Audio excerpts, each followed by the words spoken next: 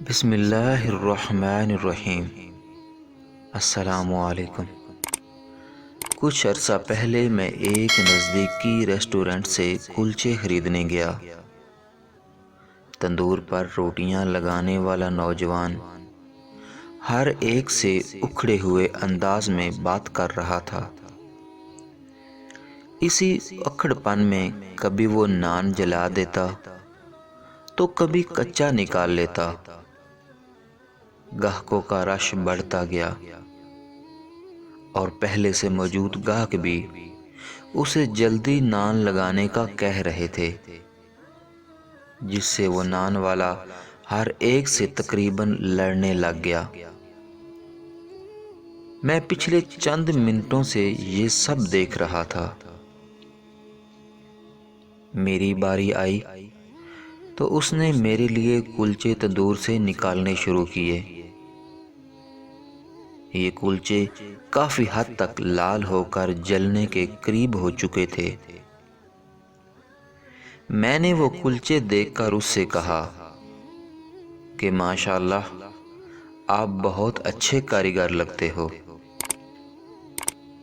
اس طرح کے لال کلچے جو جلے بھی نہ ہوں کوئی عام آدمی نہیں لگا سکتا۔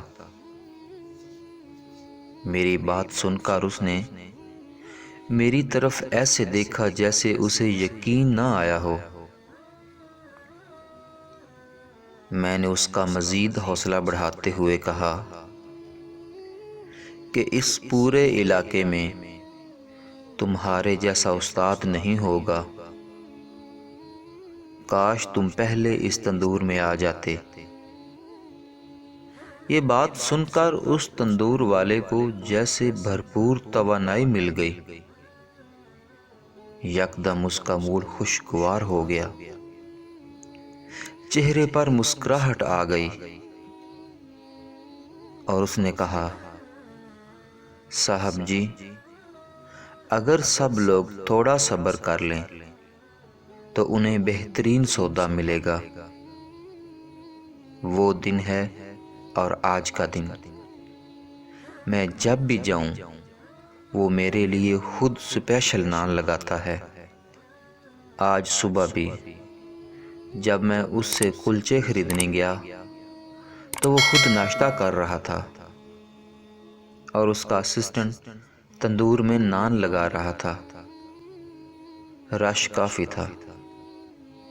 اس نے اپنے اسسٹنٹ کو کہہ دیا کہ وہ باقیوں کے نان لگا دے، میرے لیے وہ خود لگائے گا۔ اس نے جلدی جلدی ناشتہ ختم کیا اور بہترین قسم کے بھرے ہوئے تلوں والے کلچے لگا کر دیے۔ وہاں کھڑے باقی لوگ مجھے کوئی VIP شخصیت سمجھ رہے تھے اور میں ایک بات سوچ رہا تھا کہ ابھی نبی کریم صلی اللہ علیہ وآلہ وسلم کے صرف ایک قول پر عمل کیا تھا، جس میں انہوں نے دوسروں سے اخلاق اور شفقت سے پیش آنے کا حکم دیا تھا، اور اس کے بدلے مجھے اتنی عمدہ اور بہترین سروس ملنا شروع ہو گئی۔ اگر تمام احکامات پر عمل کر لیا جائے تو دنیا میں ہی جنت مل جائے۔